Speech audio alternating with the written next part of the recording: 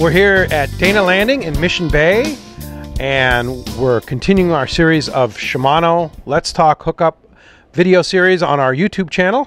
Let's Talk Hookup Radio Show is where you can find that, as well as our website, hookup1090.com. And we're here with the world famous John White, manager of Dana Landing. Hey, what's up, John? Not a whole lot. Just going to show you guys about some fishing, I guess. All right. Whenever we have questions on the show about bay bass fishing, go down and see John White at Dana Landing. They've got all the stuff to fish the bay, especially Mission Bay, which can be a little tricky sometimes. But John's kind of give us a little primer on what to fish and where to fish it. So let's go ahead and do it. Let's see. The standard bass fishing setup for out here in the bay. You want a medium to light rod, okay. 7 foot. Something to fish like 10 to 20 pound test. Right. The lure action, you want to be, go down to about 1/4 ounce and up to about 1 ounce, and that'll give you the right action for fishing out here. This particular rod is a Compre crankbait rod, which okay. I picked these actions out specifically for Mission Bay and the lighter San Diego Bay stuff as well. Shimano Compre, which is a freshwater rod. Freshwater rod. But it can go saltwater as well. Yes. Yeah. And what action is it? This one is a medium heavy. A medium heavy. Yeah, okay. but on the freshwater side, a medium heavy is going to be a little bit softer than, say, like a standard inshore swim bait rod. It's going to be have a lighter action and stuff. As far as reels go, the go-tos would be like a Curado 200,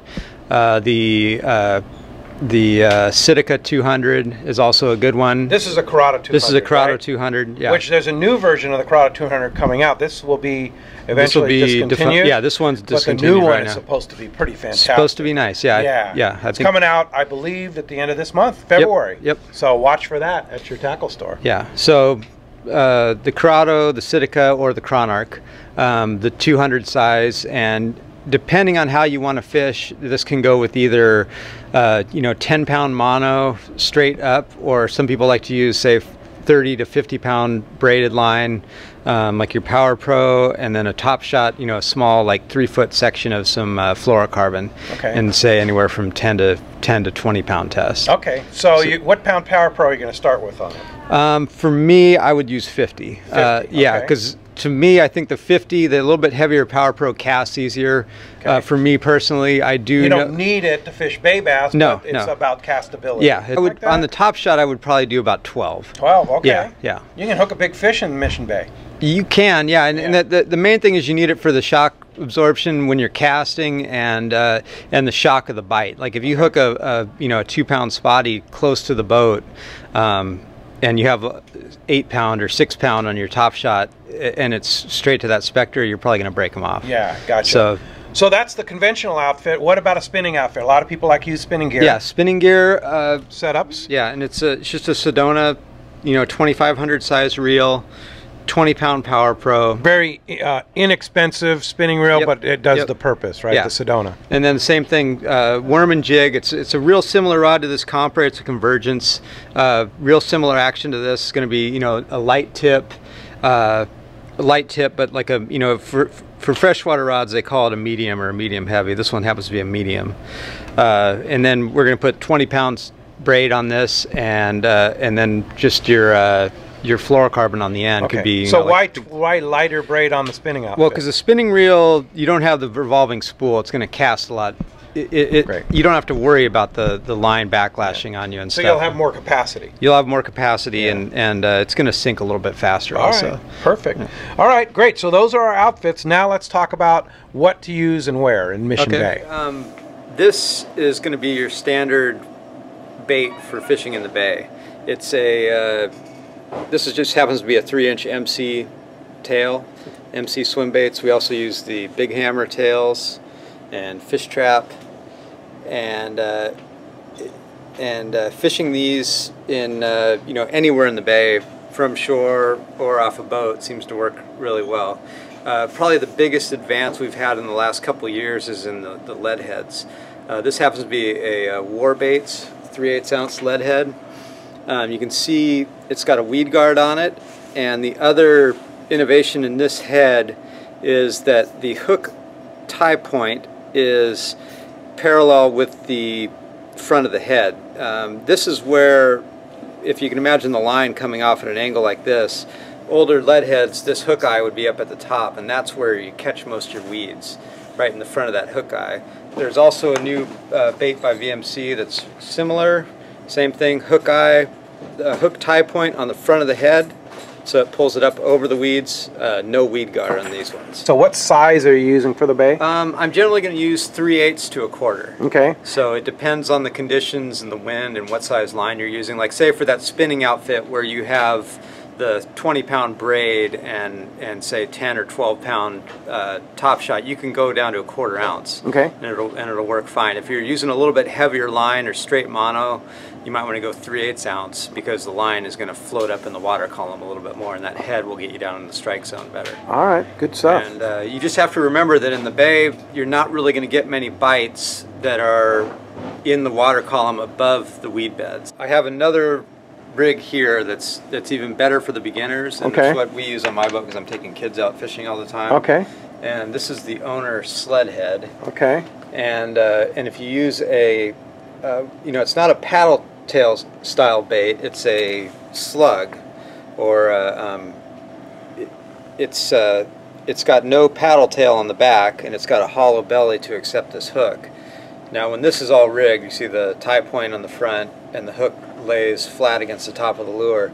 Totally weedless. Totally weedless. You can reel this right through the weeds, and it gets bit, and you don't get weeds. Yeah, this is the MC slug. We also use a lot of these right here, the 5 and 6 inch gulp. The gulp, okay. Jerk shafts. If you're taking kids out fishing, this works really well. Because it has scent built in. It has scent built in, the fish hang on to it. If you rig it up on the sled head like this, you can pull it right through the grass and not get hooked up. Now, so first thing we need in the bay is tide, right? you need tide movement. Okay, how much tide is a good tide? I would say ideal is 4 feet. That would be like the ultimate. You can go down to 2.5, 3 feet if it slows down quite a bit. And when you get over 5 to 6, 7, you better fish close to the start of incoming or the end of incoming, or start of outgoing. If you look at Mission Bay, there's a prevailing wind out here, and it comes from the I'll just use this to point the direction it's coming from. The tail will be the direction it's pointing. The wind points about this direction 90% of the time. Okay, that's kind of northwest. Yeah, kind of northwest, west, northwest. It'll swing around like this. If you're going to drift with these baits, what I suggest doing is finding a spot where the wind and the tide are going the same direction. So if you look at the map here and you know the wind is going to push you this direction, on an incoming tide, if you say post up at this bridge on on this side of England Street right by Dana Landing and drift back towards Fiesta Island, it's going to drift you along with the current. And the reason, so Dana Landing is right here where my finger is, right there. Okay. So if the reason you want the wind and current going the same direction is if you're dragging your lures with the tide, you want the weeds laying in the direction you're going. Okay. If you're trying to fish something like this against the eelgrass, so if the eelgrass is all being pulled down this way and you're pulling it through this way, it's going to be hanging up all the time. Yeah. If you're pulling it this way, the fish are going to sit with their heads into the weeds and see the stuff coming by. So I like to just look at the map and find spots where, for what we're doing, where we can leave a line off the boat without having to cast, let it out to your lines at about a 45-degree angle and just drag it. And as long as the wind is going the same direction as the weeds are laying down, you're going to get a lot of bites. If you're scouting for areas to fish, you want to look at the eelgrass that you're snagging. If the eelgrass is really brown, dead looking, usually don't get a lot of fish there. If you get into areas where there's good, green, healthy eelgrass, that's an area to concentrate in and spend some time fishing there. The paddle tail works really well when the water's more stained. Okay. So if the water's really clean, a lot of times this jerk shad type lure gets bit better. Okay. In the cloudy water, this tail makes a vibration and the fish key in on that and tend to bite this better when it's cloudy. Do you put scent on those? I don't. I know people who do. If you're fishing like a tournament situation, I definitely would. Most people use either hot sauce or uni butter. Okay. And just rub it on there. But for me, I've never really used it. All right. Well, John White, manager of Dana Landing here in Mission Bay, right next to the launch ramp in Mission Bay. Of course, if you need more information, you want to learn some things and pick up some of these items, you have them all here at Mission Bay, right? Yep, In Dana Landing, along with a full assortment of other things in the fully complete tackle store, deli, everything, fishing licenses, the whole deal. They've got it all. They even have expert reel repair and rod repair right there, and just a full service tackle store here at Dana Landing, right next to the San Diego launch ramps in Mission Bay, across from SeaWorld. John White, thanks a lot for the tips. Thank you. All right, we'll see you on the water.